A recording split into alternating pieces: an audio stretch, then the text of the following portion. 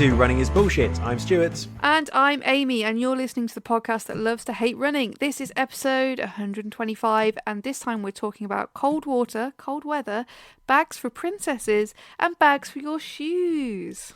Not the bag for your shoe that you might expect. And to start us off this week, I want to talk about our sweet little naive noob runners, because it's January. There's lots of fairly new runners around. There's someone I was chatting to this morning. Good for him. Well, we're sitting in the cafe after doing our Sunday long run, signing up for the Cardiff half there and then. Good for him.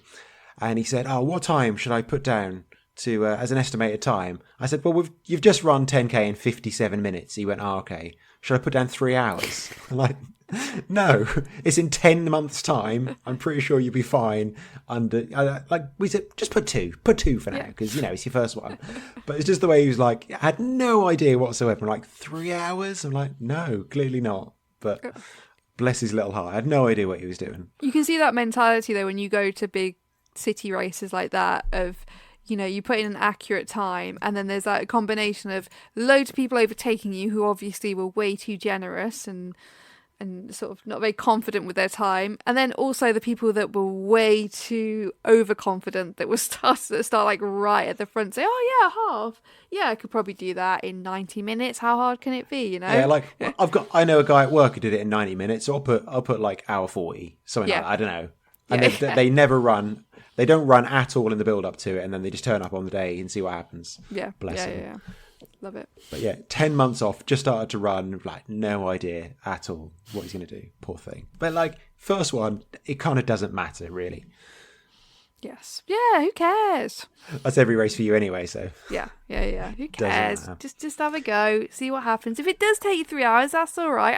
I could run a half in 2 hours, and then the extra hour is just dilly-dallying the whole way around. You know when you go on Strava, it's like time moving, and like the discrepancy between my time moving and the actual overall time is always really high. I think because I spend so much time dilly-dallying. I used to, when I first started running, I'd be like non-stop running, like I will stop for nothing. Now I might have a stop, and I might sort my bag out, get some things out of my bag. For nothing. If somebody texts me, I'll stop and I'll text them back, and have a little look around me, just dilly dallying. You got to leave dilly dallying time. I think that's what's important. Yeah, half marathon 4 hours, moving time 1 hour 39. Actually, super elite runner Amy, but she just in very small bursts. I just dilly dally the whole time. Yeah, just a dilly dally. Bless. Let's catch up on the last episode. Claire Allison got back to us with an email about, she says, she summarised it for us at the end, boobs, wombs, squats, cannonballs and horse-sized dogs. We very much enjoyed. We hope you're recovering well. She confirmed that the Cannonball Ultra is a Mark Cockbain event, who is the psychopath genius behind Lonlas, The Tunnel and other super weird events that we have spoken about in recent years. And yes, you do have to carry the cannonball in your hands the whole time, which is very funny, but I'm not going to do it. That's awkward. That would be awkward. You can't even just slip it in your pocket or something, I'm assuming. No.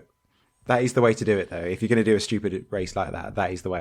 I approve, but I'm absolutely not going to do it. I love it as well, because what was it? Was it 5 kilograms or something? I think I remember it being. Yeah, something like that, 4 or 5. Because that's it's not enough that it's too heavy and it's annoying in that way, but it's not 2 hours in it would be. But it's light enough that it's going to feel heavy over time and make you feel really unbalanced as you're running with it in one hand. Awful. Yeah. What is wrong with this man? And of course, Gabby and I are contrary to everything we said in the last episode. She doesn't like peanut butter and has a box full of festive running wear, including Christmas trainers.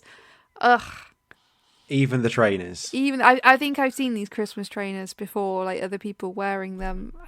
That's even worse, because at least with socks and t-shirts and stuff, that's not a big investment. But surely those Christmas trainers weren't super, super cheap. You're not going to pick up some Christmas trainers for £10, I'm assuming. But you might pick up a t-shirt or some socks for that.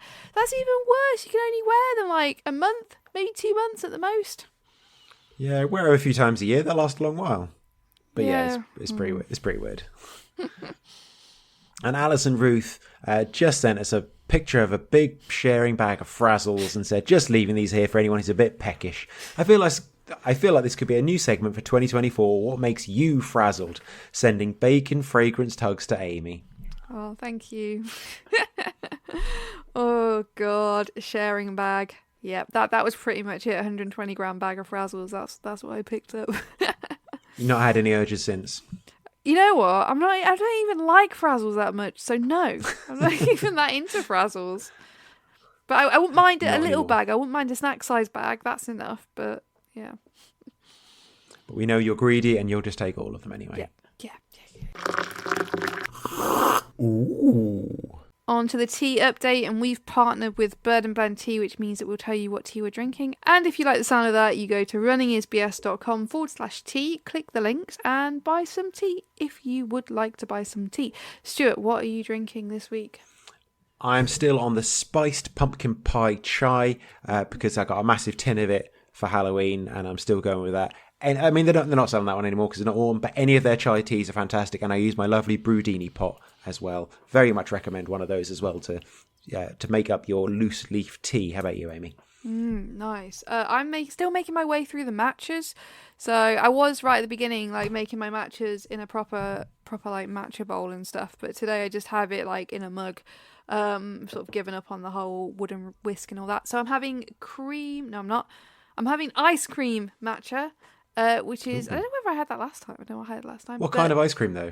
I don't know. You can't just say ice cream. That's not a flavour. I assume, because that's what it tastes like. That's just vanilla then, isn't it? It tastes very nice. But it is kind of creamy. It's not just vanilla-y. It's kind of creamy too. So if you're looking for a matcha that's quite tasty and quite sweet, I definitely recommend this one. It's a nice one. Lovely. Amy, what have you been up to?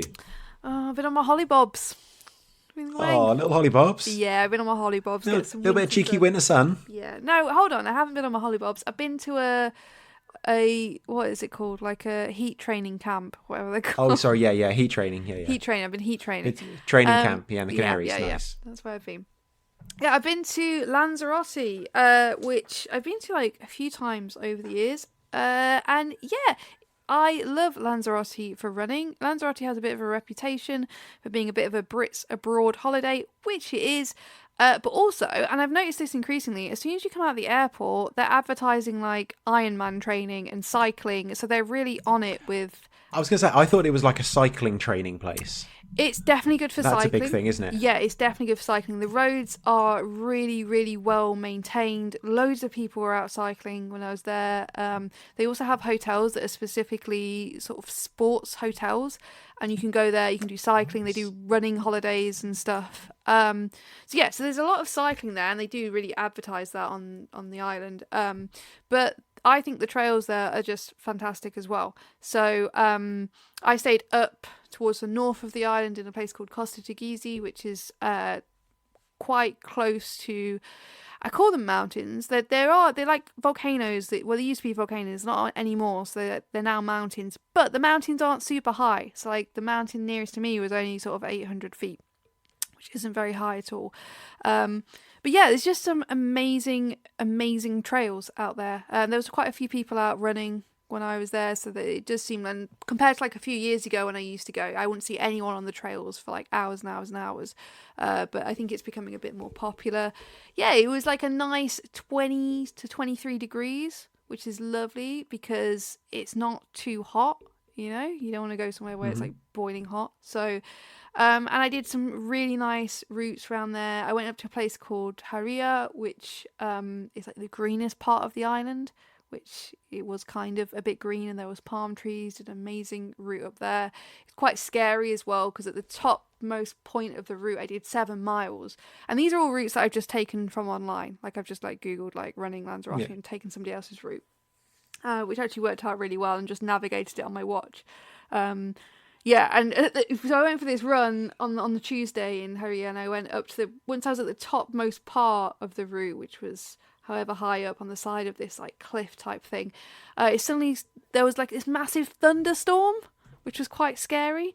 And in my head I'm like, it's probably not a good idea for me to be because obviously it's Lanzarote, there's not many bloody trees about, everything's sort of dead and desolate. It's like being on Mars or something. So there's just me like at the topmost part of this part of the island, and I'm just seeing this thunderstorm rolling in from the sea like towards me, sort of thing. I did have a moment of, okay, we need to get down as quickly as possible. We need to not be the tallest thing on this part of the. It must be nice for you to worry about being the tallest thing. I know. I was, yeah. And then once I got closer to the road, I was like, oh, there's loads of cyclists. It's not going to hit me. If the thunder comes and if the lightning comes, it's not going to hit me. It's going to hit these people on their bikes. So we're okay. Yeah. So yeah, loved it. Really, really nice week. I do really love running in Lanzarote. It's great if you don't like mud, because it never rains. There isn't any mud. Not so good. I mean, it was great that there wasn't loads of slippy mud, but at the same time, as you might imagine, there's lots of rocks, lots of like loose scree and stuff, so it still made it quite difficult to run that consistently. Sounds fun. Yeah, I suppose that would be fun for some people, but I don't Not like really that. your kind of thing. Yeah, I don't like that. Nice gentle woodland trails is more your thing, isn't it? Yeah, it is. But yeah, I really, really enjoyed it, and I always recommend to people, if you're looking for somewhere to go that's cheap in the winter, if you want to go or in the summer, whatever. But if you want to try some like different trails, because the landscape is just completely different from anything you can imagine. Like, it's like being on another world, because the whole island has been shaped by numerous volcanic eruptions. So the landscape is just really bizarre, really interesting. And Lanzarote is cheap. You can book really cheap flights over there, stay somewhere where you got access straight onto the trails, and it's pretty good. It's pretty amazing. So I always recommend people, if they're looking for something like quite different to do, somewhere different to go, like a trail running holiday, I always say, yeah, go Lanzarote. It's pretty cool. So yeah, get your Brits Abroad package deal, but then go the opposite way, like head away from the beaches and out of town, and you'll be fine. Yeah, exactly. And some of the Porto del Carmen is the main touristy area. To be honest, it's very much Brits Abroad, like your pubs and stuff there. But some of the other towns, if you look at some of the other smaller towns, you've got some really nice like cafes and restaurants and stuff. So if you look outside the main touristy areas, it can be just as cheap, sometimes even cheaper, and you've got, you know, lovely places to get a coffee. Like I said, they really market it towards bikers, so there's motorcyclists and like normal bikes as well. So there's quite a few places where, like a town in the middle of nowhere, there'll be some really nice cafe that they've set up because they know cyclists are coming through and stuff. Good business there. Yeah, exactly. So if you look outside, mainly outside of Porto del Carmen, the main tourist town, you'll actually find some nice places to stay as well, if sort of Brits Abroad pubs isn't your thing. If that's your thing, I'm not judging, but if it's not your thing, there are other options too. So yeah, it's not like I work for like the Lanzarote Tourist Board, but yeah. Well, I've just booked Tenerife for a few months' time as well, but we're going a little bit Brits Abroad. You're full send it.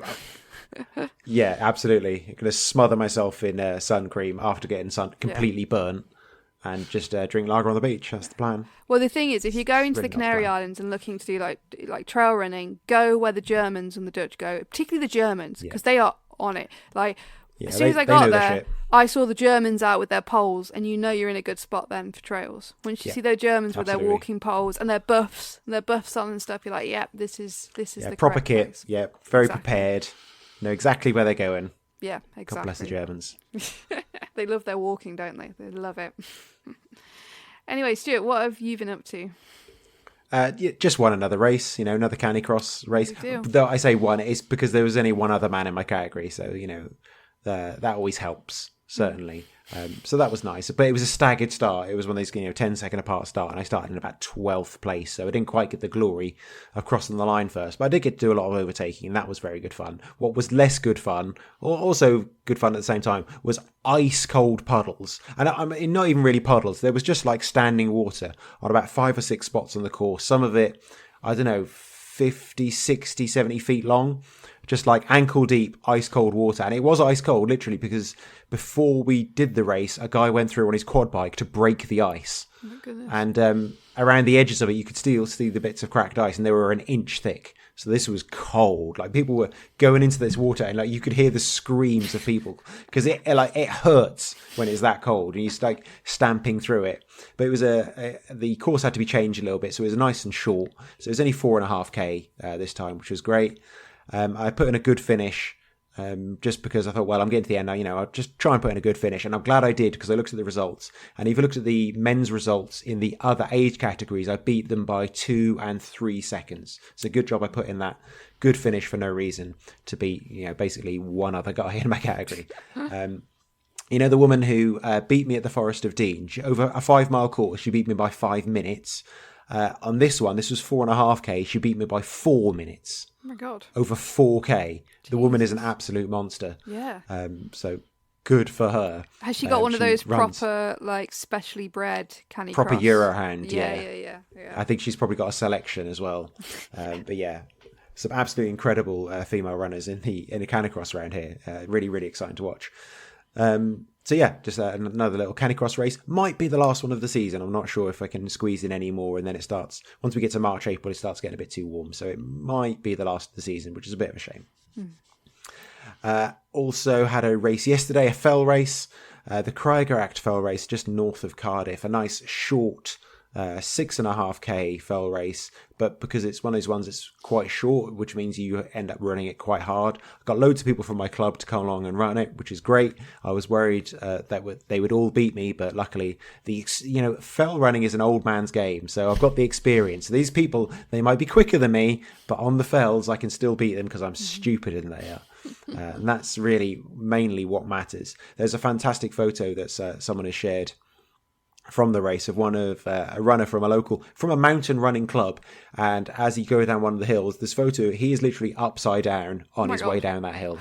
It is a fantastic photo. I'd be delighted with it. I don't know what happened, but he's just tumbled and gone head first down this hill, so he's probably fine. I didn't see anyone with blood pouring down them at the end. I did finish the race with blood on my knees, and someone said, "Did you fall over?" I'm like, "No, don't know where that's from. It just kind of happens." And fell running, you get used to it.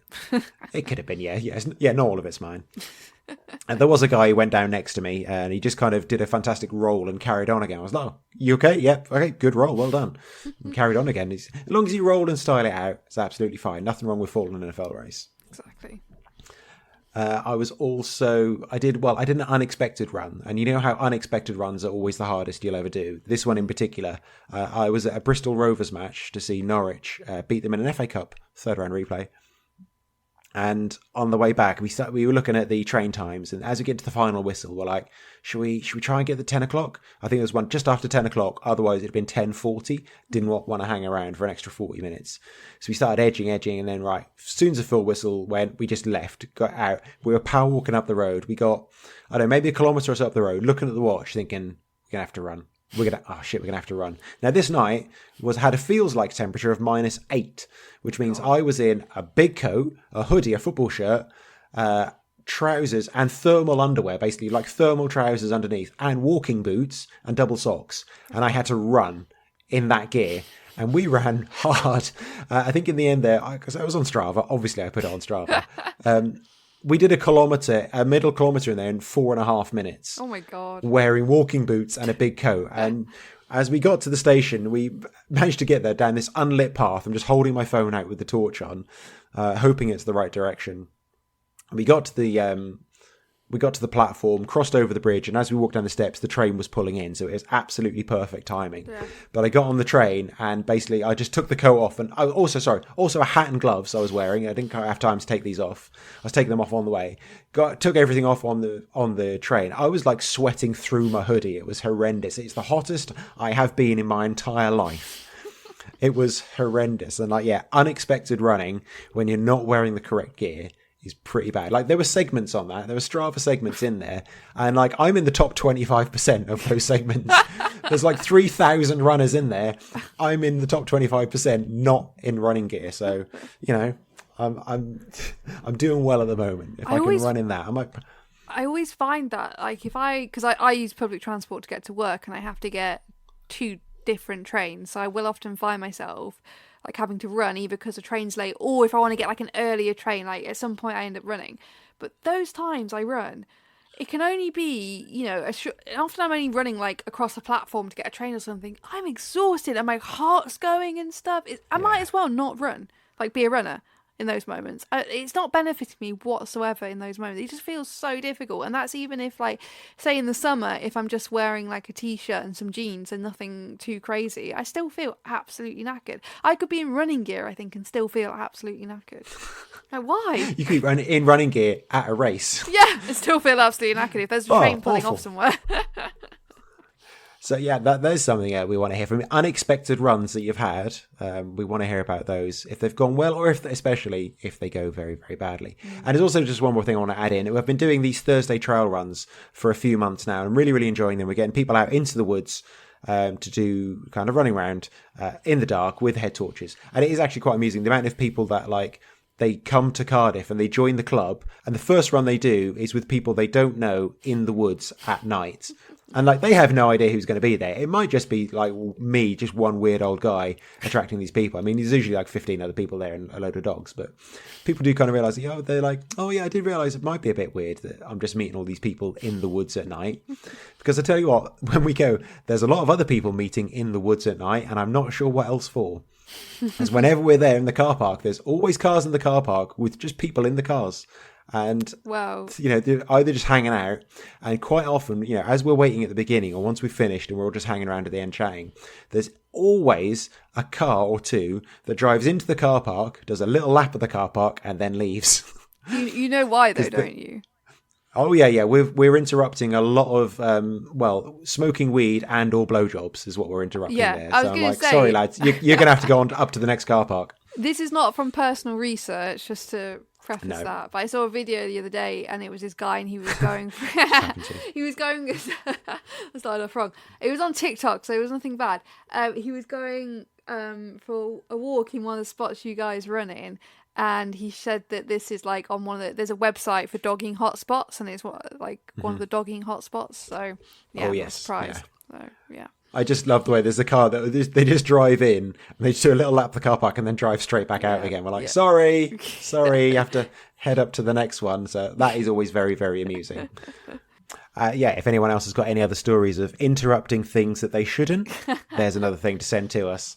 Things that you come across while running that you never expected to see. Like that kind of stuff. Love it. If you want, you can support this podcast. You can go to patreon.com/runningisbullshit, and you can donate us money every month. New to the list this month is Victoria Cousins. Thank you very much, Victoria. Here's Amy with everyone that's given us money this month.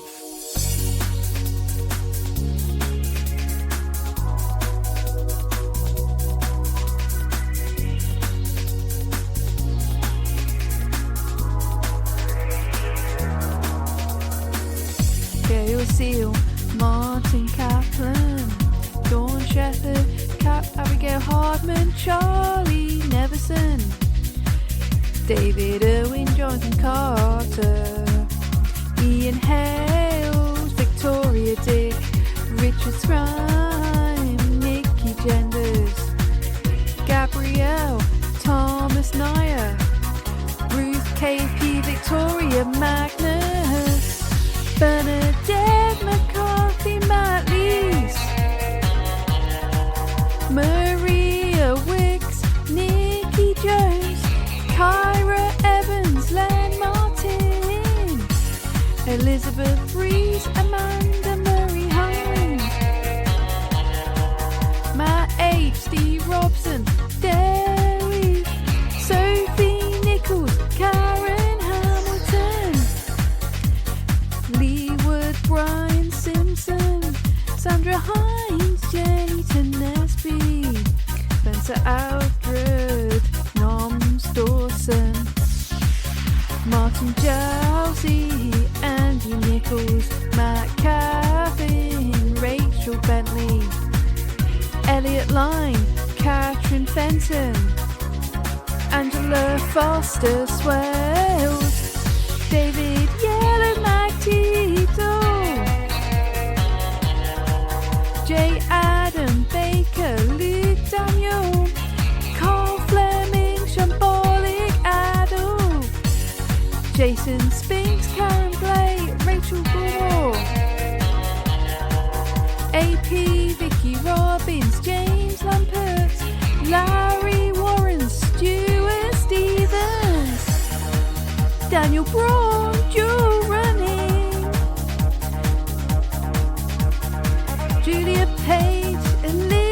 the shebang. Oh, Sherry Grubbs, Andy Robbins, Rachel Quinn, Shari Kinnison, Verdina, Ivor Hewitt, Claire Davis, Erin Shaw, Neil Denton, Matt Jones H, Victoria Cousins, Jay House, Kath Everett, Debbie Hurley, Paul Hibbert, Graham Hackland, Lisa Gibbon, Matt Newbury, Ian Thompson, Violet Greb, Sophie Jacks, Tony House, Francis Howe, Penny Simpson, Tom Alcock, Matt Burrows, Anthony Howe, Matt Jazowski, Matt Donna, Gregory C, Kel Ryder, Cheryl Curran, Gordy Farewell, Alice Newstead, Alice Newstead.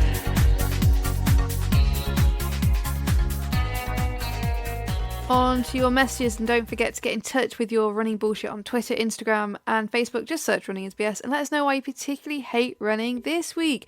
New Patreon subscriber Vicky Cousins said, guys, I've binge listened so much I've nearly caught up. Wait, that's lucky. She could have binge listened so much she's nearly thrown up. Yeah, that's very true. That's a risk.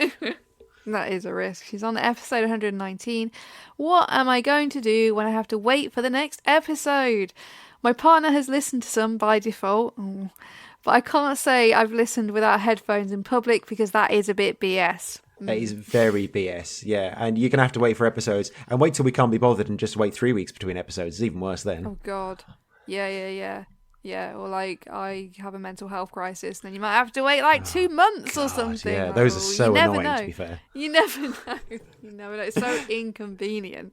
It is annoying when you get into December and over Christmas and you try and listen to podcasts and there's just nothing new. Like over Christmas for about 2 or 3 weeks, I was listening to 2 podcasts, just the back catalogues of them, because there's 2 I'm catching up with. And that's all I listened to for like 2 weeks. I'm like, fuck's sake, everyone. Bring me some new episodes. Selfish. Well, this is while we're on a break as well. So, At Saturday Runner says, have Canadian park runners gone soft, or are they just generating content for running is BS? And this is a tweet here from Nose Hill Park Run, which is a terrific name for a park run in Canada, who they cancelled on the Wednesday before a park run. They've gone very soft. Just because it was minus 37 feels like minus 46.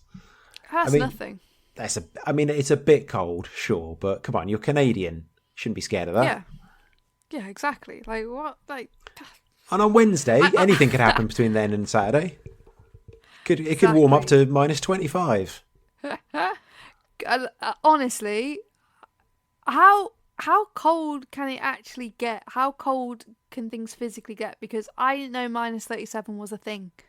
Absolute zero is about minus 260 odd, but I don't think we're going to get to that yet. But like, what is minus 37? I don't understand. Like, I can't imagine. I think I've told us it had been about minus 10. And actually, when I was in the Arctic last year, it was minus 10, but I was wearing so much, I was incredibly hot the whole time. Yeah. I just can't. Minus 37 does not make sense at all. No. I feel like at that temperature, surely when you go out, any form of moisture, including your eyeballs, would just freeze. Yeah, but they kind of do. That is genuinely a risk. So yeah, I went to Canada a few years ago, and just in Toronto, and it was minus 14 on one of the days, and that felt really cold. So minus 37 doesn't seem real. It doesn't. No. How do people live like that? Ugh. Stupid places to live. Hollybop at Whole Running said, thank God I finally found a running backpack with a flattering princess seam that reminds me of a blouse. That will be so handy in an ultra. Oh, God. Yeah, this is a Salomon backpack, and she sent us the description of it here. And it says it is designed for women. SensiFit, designed to fit women's body shape with a specific construction, which is fine. That makes sense. You know, having things fitted to women's body shapes absolutely makes sense. It's just this next bit. It also has a flattering princess seam, often used in women's blouses, shirts, and lingerie. Does the particular seam really matter to you that much? No, it doesn't matter. The shape, I get. I mean, I say I get. I get it. Yes, with a running, depending on the shape of the running backpack, I do think a lot of hydration packs and stuff can be unisex. It's fine, but I understand some women might want a particular shape, and depending on the shape of the vest, etc. itself. But how flattering can a seam be? Like a seam? It's just two bits. That's just the bits where two bits are stitched together. How flattering can that be? The seam just needs to hold it together.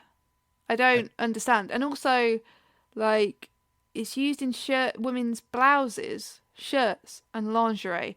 I don't need a backpack to be like a blouse, shirt, or definitely not like lingerie. I don't really get that. Don't really get it. It's almost like that thing of you want to make sure you look pretty while you're running. You want to make sure you look sexy while you're running. You know. I mean, are there people out there looking at your backpack and going, "Is that the seams you've got?" Those seams do make you look a bit fat, to be honest. the seams don't make. I don't understand why they make so much fuss about this. Of all the things to focus on, the seam. This is the most I've said seam in my life. Yeah, so bizarre. And the funny thing is, it's not even, if this was sort of like a top, like a t-shirt or a jacket, it would still be weird. But I think, okay, they wanted, But it's just a backpack, isn't it? Like a hydration vest style backpack. They've always got to have something to talk about, haven't they, bless? Yeah, because how many times can you advertise a backpack in a different way, It tends to be the same thing over and over again. Yeah. She says that the unisex version has a precision fit, but is that stitching type used in lingerie? Oh, I don't know. I mean, if only I knew exactly what type of stitch was used and in what other thing it's used in. That's what I need to know. That's how I choose my backpacks from now on. Yeah, the stitch. Inevitably, Gabby Naya was back in our mentions, as always, and she asked, we need to talk about fueling strategies, inspired by the Spine Race volunteering this weekend. A new one for me was mixing black tea and flat Coke. Whoa. What do you put in your flasks? Gabby, that you should have disqualified that person on the spot. You should have reported their race number straight to the race director, because that is not right. That is, I'm assuming the black tea was cold? I don't know, would it end up being warm, like hot black tea and Coke? So just a warm slurry? That's so wrong. I don't know. I will say, speaking about fueling, when I was in Lanzarote, I took on one of my runs, the peach rings, like the sweets, peach rings. You have apple rings. Vaguely. You usually get them in European countries. You don't see them as much in the UK, but apple rings are the big one. They're just like sweets, like J sweets. Mm-hmm. They had the peach version, and they were so good, so good. They were so sweet and tasty on a run. I was like, yes, this is peak fueling peach rings. So good, to the point that I'm going to look on Amazon, see if I can get some, or if anyone knows shops that sell them in the UK. Get a big bag in. Get some in the UK. Get a big bag for my ultras. They were really refreshing. That's what I liked. Nice. But yeah, normally I just put Tailwind in my flask. Yeah, I mean a normal drink. Yeah, like most other normal people do. Yeah. And I get it, because some people are like, oh, I'm not going to do that fancy smancy Tailwind. I'm just going to put some squash. And I do get that, the people, but this is getting bizarre. Mixing Coke black and tea and flat. Yeah. Double caffeine is what I want. Yeah. You might as well at that point have some Tailwind. If you want that much caffeine. Yeah. Gabby also, she was volunteering at the Spine, which I'm sure she'll talk to anyone about endlessly. She did give us some hot gossip of the 11 front runners. 8 of them had tea, which is great. 2 had coffee. John Kelly, neither. So that means you frankly can't trust John Kelly. But I'm glad 8 out of the top 11 were drinking tea. Good for them. Proper runners. Definitely. And finally, one-time bitter rival Ivor Hewitt might have won the whole year already by sending us an article about a pair of Nike trail shoes that each have their own little backpacks. Aww. Yes, literally that. Clipped to the back of each shoe is a teeny tiny backpack. Oh, it's so cute. It's so cute. What's this shoe going to put in there? What's he going to put in there? His little shoe lunch. His little shoe lunch to take to school. A bit of to shoe school. Polish. Yeah, a bit of polish in there and a little bit of brush. So this article on Sneaker News doesn't say what they're actually for or how utterly mental it is, but presumably it's to carry the lace covers that these shoes also come with. Of course, we'll share these on the socials, but let us assure you that they are adorable. They are so cute. I'm not quite sure. I guess lace covers are for if it's raining, you don't want water to come in the top of your shoe. But I'm like, come on, get over yourself. Who's putting lace covers on your shoe? But like, Yeah. I guess they just think that no one has pockets. I mean, this is the Nike ACG range, which is like a trail kind of off all-terrain road kind of thing. And like, surely if that's what you're doing, you're going to have like 400 pockets in your backpack and your running top and your shorts, everything. Why do the shoes themselves need little backpacks? I mean, these aren't. I did have a look. These aren't currently on sale. The Nike ACG shoes are, but not with the backpack. So they're either limited edition or they're just a stupid piece of marketing. Was never actually available, which is kind of what I lean more towards. This is like some kind of concept shoe that was never really released because it's mad. Yeah. Yeah, that would be really annoying to run in as well. Imagine that flapping around on your heel. Oh no, but it'd be worth it though. Look, tiny little backpack. First day of shoe school. Take a little photo of your shoes in front of the door. Oh. It's the bullshit running news. First up, Jack Scott has shattered the course record of the Montane Winter Spine Race. This is a 268-mile race that runs the length of the Pennine Way in England from south to north, finishing in Kirk Yetholm on the Scottish border. It takes races through some of the most remote parts of the country in brutal conditions. Like they intentionally put it in the middle of January just to make it as hard as possible. In 2019, Jasmine Paris set a record there that people thought was unbeatable. They thought it was a mental record. No one would ever touch it. Jack Scott has just beaten it by 10 hours. I mean, that's mad. And like people thought Jasmine Paris's 82 hours was insane and no one would beat it. I was watching something while it was happening, and at one point they said on the night before he finished, at that point or that time of the evening, he was 23 miles ahead of where Jasmine Paris was at the equivalent time. Oh my God. So yeah, end up being 10 hours ahead. So 72 hours, 55 minutes and 5 seconds. It's just a mad, crazy record, and no one quite knows how this has happened. Claire Banworth won the women's race with a time of 92.02, and that's 5 hours faster than hers last year, and came in 5th overall, which is another fantastic performance. But sorry, Claire, you're going to get overshadowed this year, and I think should understand why. Yeah. All the articles I've seen have just been about Jack Scott's time, but 10 hours is insane in those conditions as well. Like, it looked absolutely brutal. It's one of these mad races where it's properly freezing. There's like knee-deep snow. I mean, I kind of don't think of, I know the north of England is quite cold and rocky and everything, but I don't think about it being that bad. I just think about it's just some hills. But no, of course, up high hills most of the year like that, there is snow, and they're just going through snow for a lot of it. And it's just absolutely bonkers race. I think I saw that they had a little diversion as well because there was just so much ice, which it must have been really bad. If they're diverting that race for ice, that must be pretty bad, because I think generally they're happy to send you through hell. Yeah, exactly. Ugh, so we're starting the year with more like kind of depressing news about women and running. So female participation in ultra running has fallen to 30%. And this was found by research by the entry provider Let's Do This, and it shows that the gap between male and female participation in running events increases as distance goes up, which we know, and which we kind of knew before, but the latest data is showing that female participation is going down rather than coming up.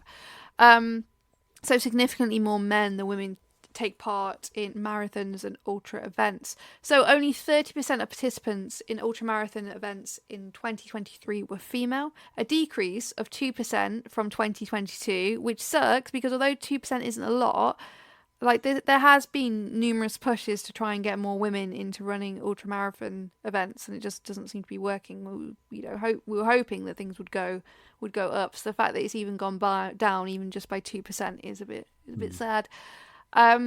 However, Threshold Sports, which I think they were the people who sort of commissioned the research, is aiming to turn the tide on this trend through the launch of their Ultra 50/50 campaign, which sets a target to achieve gender parity at their world-famous ultra trail events. which include Race to the Stones and Race to the King in summer 2024. So they organise some really big, well, probably the most well-known ultra running events, for mass participation sort of thing. So I think what they're aiming for at the end of it is 50-50, sort of 50% women, 50% men. Whether that'll ever be achieved, I don't know. They've got a long way to go, I think. Yeah, it's hard to say. And it's a real shame that, in 2022 it was 32%, which was low, but we kind of assumed it would be getting better because there's been, there's so many campaigns. She Races has really kicked on loads in 2023. And the fact that it's slid back to 30% is really disappointing and quite surprising as well, I think, considering, the amount of work that's been done on it. So it still shows there's plenty to do. I'm sure there are plenty of run companies out there that show a much different kind of demographic to their races and can probably say they are almost at 50-50. But I suppose this is just this particular one. Let's Do This is quite a big entry provider. Actually, it was said in the fell race I did yesterday, they actually said as part of the briefing at the beginning, he said he was very proud that the women in the race, I think it was 40 or 45% women in the race, which is the highest it's ever been. And that's in quite a competitive, fast fell race as well. I mean, it is a fully marked, fully marshalled one. And that was thanks a lot to actually the club of our podcast friend, Jen Danger Harding.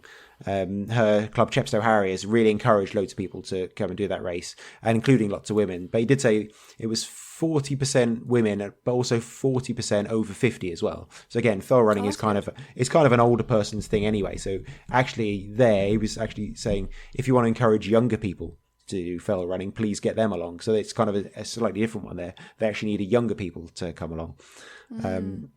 So there are like pockets and there are race companies around that definitely probably are running at 50-50, but of these, especially these big ones like Race to the Stones, Race to the King, it'd be great to see a lot more women in those races. And we know that, and we mentioned this before, and the science shows that women are good at ultra running, and women can actually end up outperforming men. And I think if we had more participation from women in ultra running, we may find in the future more races, because it's happened a lot of times, but more races where women are becoming overall winners. And hopefully that will lead then to more women becoming more confident to take part. So we know that women are physiologically good at ultra running. Yeah, and also the older you get as well, you do tend to get a bit better at ultra running too. So yeah, like the science is there to say that yes, women should compete. You're probably going to be good at it, but yeah, just need to get more women doing it. Yeah, I remember we spoke before. There was a study that said once you get to, I think it was something like 194 miles. Once you get past that point, women generally are better than men in those kind of events. And I wonder but the thing is, there is still, maybe 3, 4, 5 times more men at that level than there are women. So perhaps that level is possibly much, much lower, but there isn't the depth of women running to kind of to show that and to make an effort on those bigger races. And yeah, that threshold could be much, much lower. It could switch around much lower than that. But once we get as many women as men, we'll find out. That's what I think. And I think the thing is that obviously the longer the distances get, it's not just all about speed. It can't be. It can't all be about speed in the sense of running really fast. Of course, it's about speed, who finishes first. What I mean is, it's not that thing of, I'm going to run as fast as I can for as long as I can. It's not about that at all once it gets those longer distances. Yeah, it's experience. And if you've only been running 3 years, you haven't got the experience of somebody who's been running 20. Yeah, exactly. Anyway, Stuart, what have you got coming up next? I have got no races for a change. I've got a reasonably clear calendar. I've got a couple of bits across country in the next few months, but I'm actually going to do some proper training for a change. My Strava Fit graph is going up for the first time in a long time, so that's very exciting, and that's all that matters really. As long as my Strava Fit number goes up, whatever that means, I'll be delighted. So yeah, doing proper training, and actually weirdly quite enjoying it, which scares me a little bit. How about you? I've just got Caerphilly Trail 10K, and whenever that is, that's like a few weeks away. About a month or something. Yeah. Is it? Okay. Whenever. Yeah, that's what I'm doing next. I think I get confused. I've actually entered races this year, so I forget when I'm supposed to be doing things and what I'm doing and what I've signed up for. So I think that's the next thing. Yeah. Excellent. Other than that, just I'm still training. I'm into like the ultra training now. I didn't mention I did 14 miles as a long run in Lanzarote last week. It's a pretty good holiday. I'm actually training camp. Yeah, so part of my regime at my training camp. Yeah, so I'm going out and I'm doing the long runs, getting back into the longer training, ready for the slam to start again in April. Something to look forward to. Yeah. If you've enjoyed this bullshit, please visit running.com to see fucking hell. running.com. If you've enjoyed this bullshit, please visit runningsbs.com to see the show notes and links for this episode and the whole back catalogue, as well as links to our Patreon, merch store, and social medias. Bye.